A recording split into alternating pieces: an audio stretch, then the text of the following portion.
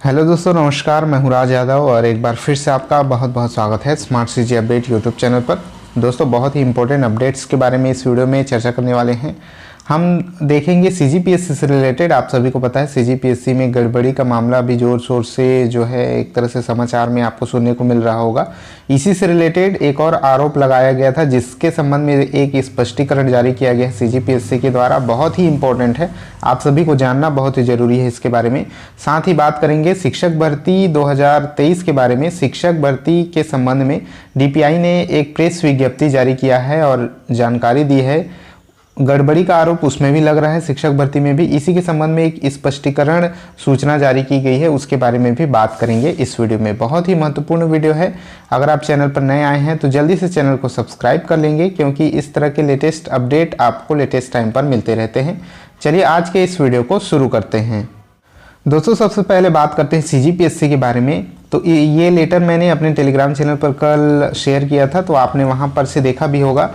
CGPSC पर आरोप लगाते हुए एक अभ्यर्थी ने जो है इस तरह का एक लेटर आप देख सकते हैं। एक आप कह सकते हैं शिकायती पत्र राज्य सेवा परीक्षा 2022 के साक्षात्कार में नहीं बुलाए जाने बाबत एक तरह से एक शिकायती पत्र दिया है, और ये दिया है लोक सेवा आयोग को।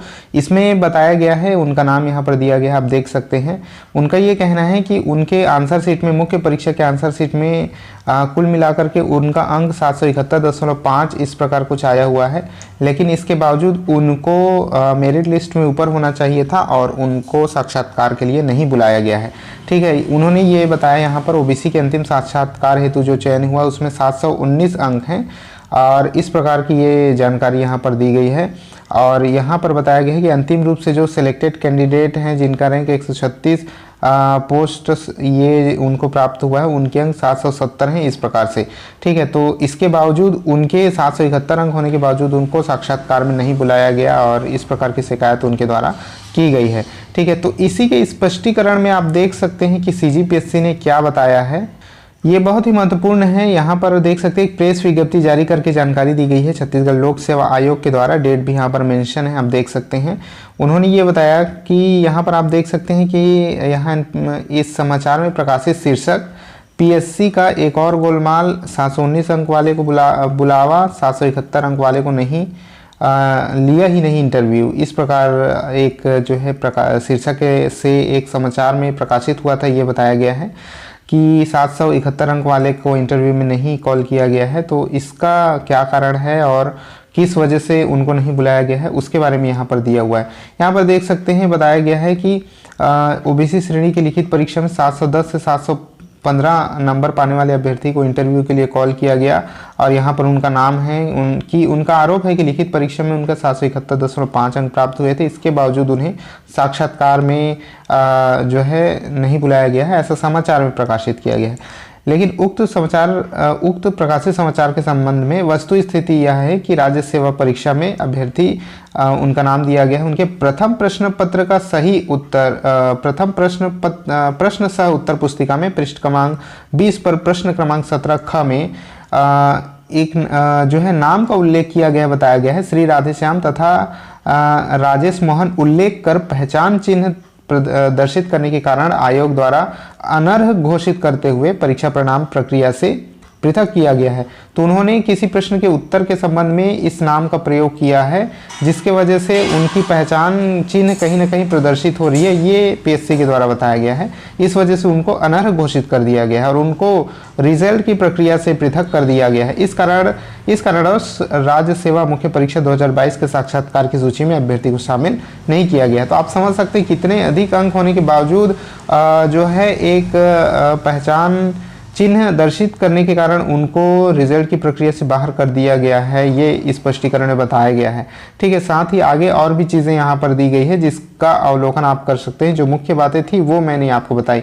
यहाँ पर क्या नियम है उसके बारे में भी बताया गया है कि प्रश्न सह उत्तर पुस्तिका में निर्धारित स्थान के अतिरिक्त कहीं पर भी अपना नाम, अनुक्रमांक, कोई धार्मिक चिन्ह, कोई पहचान चिन्ह, उत्तर के अतिरिक्त कोई अन्य अक्षर, शब्द, वाक्य या कोई धार्मिक शब्द वाक्य नहीं लिखा जाना चाहिए। उत्तर पुस्तिका में नीले, काले व काले बॉल पॉइंट पेन के अतिरिक्त अन्य किसी भी रंग अथवा पेन, स्केच पेन, हाइलाइटर, ये सभी ये नियम को प्रदर्शित किया गया। इस निर्देश का पालन अभ्यर्थी द्वारा नहीं किया गया, जिसके कारण उन्हें अनर्ह घोषित कर दिया गया।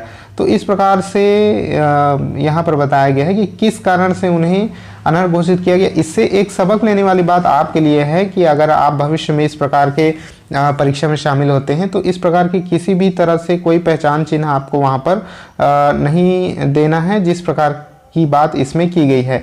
ये भी इस स्क्रीनशॉट को मैं अपने टेलीग्राम चैनल पर डाल दूंगा, वहाँ पर से आप इसका अवलोकन कर सकते हैं। टेलीग्राम का लिंक नीचे डिस्क्रिप्शन बॉक्स में दे दिया गया है। इसको आप यहाँ जो उत्तर पुस्तिका की ये कॉपी है उसको आप यहाँ पर से देख सकते हैं। यही वो कॉपी है। यहाँ पर प्रश्न भी आपको दिख रहा होगा और जिसके उत्तर में उन्होंने यहाँ पर लिखा हुआ है। प्रतिवेदन का एक फॉर्मेट उन्होंने बनाया है जिसमें एक तरह से यहाँ पर नाम का प्रयोग किया गया है। श्री राधे श्याम देख सकते हैं। इसके अलावा नीचे यहाँ पर राजेश मोहन नाम भी यहाँ पर प्रयोग किया गया है और ये भी यहाँ पर स्पष्ट रूप से आप देख सकते हैं। ठीक है, तो इसी को कारण बताया गया है कि इसी कारण की वजह से उनको रिजल्ट की जो प्रक्रिया है उससे बाहर कर दिया गया है। तो एक बहुत बड़ी खबर है और बहुत बड़ी सीखने की बात है आप सभी के लिए। इसके अलावा दोस्तों अब बात करते हैं लोक शिक्षण संचालनालय ने जो प्रेस विज्ञप्ति जारी की है उसके संबंध में, शिक्षक भर्ती के संबंध में इसको उन्होंने जारी किया है।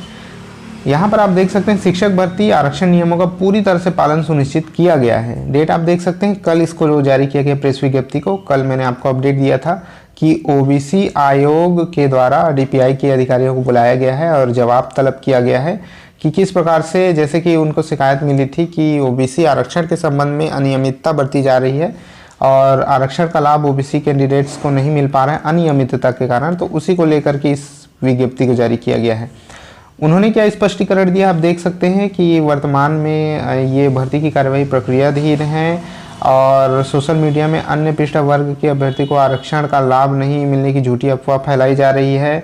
शिक्षक संवर्ग के यहाँ पर उन्होंने स्पष्टीकरण दिया है कि वस्तु स्थिति यह है कि शिक्षक संवर्ग के कुल 5090 पदों पर भर्ती की कार्यवाही की जा रही है, जिसमें अनारक्षित वर्ग के 905 पद हैं। उल्लेखनीय है कि मेरिट में ऊपर आने पर अनुसूचित जाति, जनजाति और अन्य पिछड़ा वर्ग के अभ्यर्थियों को अनारक्षित श्रेणी में नियुक्ति की पात्रता होती है। ठीक है, तो आरोप एक तरह से यह भी लग रहा था कि जो अनारक्षित श्रेणी है उसमें जो मेरिट में आने वाले कैंडिडेट हैं उनको नहीं डाला जा रहा है। तो उन्होंने ये बताया है कि इस नियम का पालन करते हुए 895 अभ्यर्थियों को अनारक्षित श्रेणी में नियुक्ति पत्र जारी किया गया है। उसमें से 48 अनुसूचित जाति, 4 अनुसूचित जनजाति और 623 अन्य पिछड़ा वर्ग के तथा 220 अभ्यर्थी सामान्य श्रेणी के हैं। उपरोक्त से यह स्पष्ट है कि शिक्षक भर्ती में आरक्षण नियम का पूरी तरह से पालन किया गया है। किसी भी वर्ग के व्यक्ति के साथ अन्याय नहीं किया गया है। यदि इसके बाद भी अभ्यर्थी का दावा है कि मेरिट में उसके नीचे के किसी व्यक्ति को अनारक्षित श्रेणी में नियुक्ति दी गई है तो वह तत्काल लोक शिक्षण संचालनालय को आवेदन दे सकता है। ये बात यहाँ पर बताई गई है। ऐसे आवेदनों का निराकरण किया जाएगा। यह भी उल्लेखित है कि शिक्षक भर्ती में काउंसलिंग एवं दस्तावेज सत्यापन की प्रक्रिया भी जारी है।